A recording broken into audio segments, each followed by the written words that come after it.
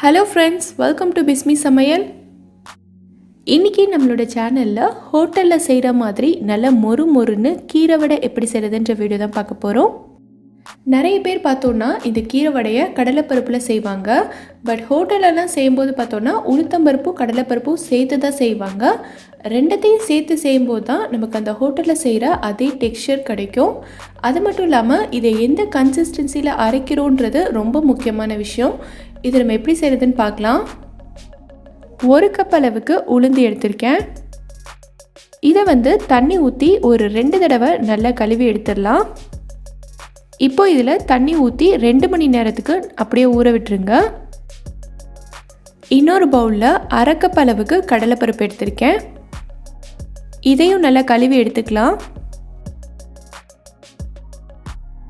இப்போ இதில் தண்ணி ஊற்றி இதையும் 2 மணி நேரத்துக்கு ஊற விட்டுறலாம். இந்த உளுந்து கடலைப்பருப்பு ரெண்டத்தையும் ஒரே பவுலில் சேர்த்து ஊற வைக்கிறதா இருந்தாலும் வச்சுக்கலாம். ஏன்னா நம்ம சேர்த்து தான் அரைக்க போகிறோம். நான் உங்களுக்கு அளவுகள் காட்டணுன்றதுக்காக தனித்தனியாக ஊற வச்சுருக்கேன். இப்போது இந்த உளுந்தும் கடலைப்பருப்பும் 2 மணி நேரம் நல்லா ஊறிடுச்சு. நம்ம ஊற வச்சுருந்த உளுந்தையும் கடலைப்பருப்பையும் ஒரு ஃபில்டரில் சேர்த்து நான் வடிகட்டியிருக்கேன். ஏன்னா நம்ம இப்போ இதை அரைக்க போகிறோம். அரைக்கும் போது எந்த வித தண்ணியும் இருக்கக்கூடாதுன்றதுக்காக இந்த மாதிரி ஃபில்டர் பண்ணிட்டேன்.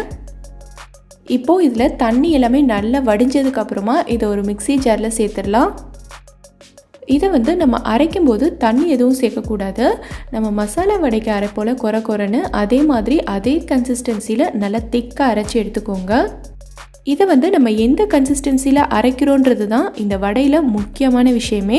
நம்ம எந்த அளவுக்கு அரைக்கிறோன்றதை பொறுத்து தான் நம்ம வடையோட டெக்ஸ்சரும் டேஸ்ட்டும் இருக்கும். ஸோ தண்ணி சேர்க்காமல் இந்த அளவுக்கு கொரன்னு இருக்கிற மாதிரி நல்லா திக்கான பேட்டராக அரைச்சி எடுத்துக்கோங்க. இப்போது இதில் பொடியாக கட் பண்ண இஞ்சி 2 டேபிள் ஸ்பூன் அளவுக்கு சேர்த்துக்கிறேன். காரத்துக்காக 3 பச்சை மிளகாய் இந்த மாதிரி குட்டி குட்டியாக கட் பண்ணி வச்சுருக்கேன், அதையும் சேர்த்துக்கிறேன். 1/2 டீஸ்பூன் அளவுக்கு சீரகம், அப்புறம் 1/2 டீஸ்பூன் அளவுக்கு சோம்பு சேர்த்துக்கிறேன். இந்த சீரகமும் சோம்பும் சேர்த்தோன்னா நல்ல வாசனையாக இருக்கும். அது மட்டும் இல்லாமல் டைஜஷனுக்கும் ஹெல்ப் பண்ணும், அதனால் சேர்த்துக்கிறேன். இப்போது இது கூட 1 கப் அளவுக்கு கீரை சேர்த்துக்கிறேன். நான் முருங்கைக்கீரை சேர்க்குறேன். இதில் எந்த கீரை வேணால் சேர்க்கலாம். அரைக்கீரை, சிறுகீரை, பாலக்கீரை, ஈவன் வெந்தயக்கீரை கூட நம்ம சேர்க்கலாம். எல்லாமே ரொம்ப நல்லாயிருக்கும். இப்போது இதுக்கு தேவையான அளவுக்கு உப்பு சேர்த்துக்கலாம்.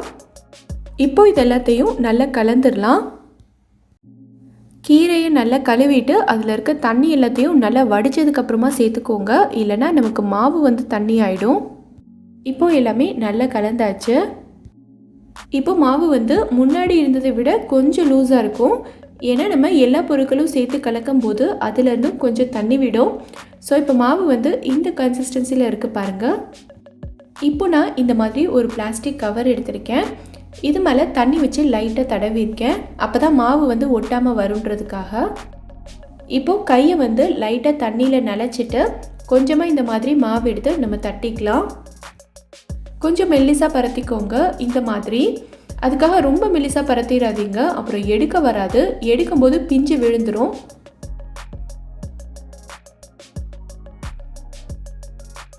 இப்போது சென்டரில் இந்த மாதிரி ஓட்டு போட்டுக்கலாம். அவ்வளோதான், தட்டியாச்சு.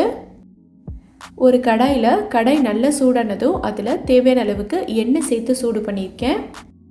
இப்போது எண்ணெய் நல்லா சூடாயிருச்சு. இப்போ நம்ம தட்டி வச்சுருக்க மாவை இந்த மாதிரி கையில் எடுத்துட்டு மெதுவாக உள்ளே போட்டுடலாம்.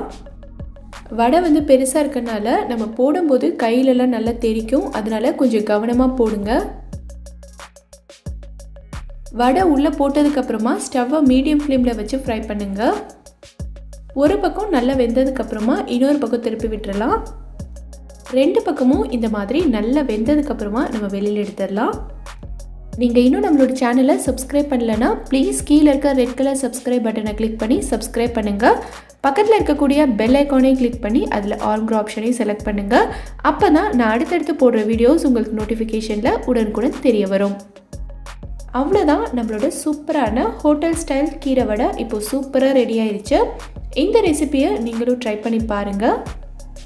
ட்ரை பண்ணிவிட்டு எப்படி வந்ததுங்கிறத கீழே இருக்கக்கூடிய கமெண்ட் பாக்ஸில் எனக்கு சொல்லுங்கள். இந்த வீடியோ பிடிச்சிருந்தா லைக் பண்ணுங்கள், உங்கள் ஃப்ரெண்ட்ஸ் உங்கள் ஃபேமிலி மெம்பர்ஸ் கூட இந்த வீடியோவை ஷேர் பண்ணிக்கோங்க. மறக்காமல் நம்மளோட பிஸ்மி சமையலுக்கு சப்ஸ்கிரைப் பண்ணுங்கள். தேங்க்யூ.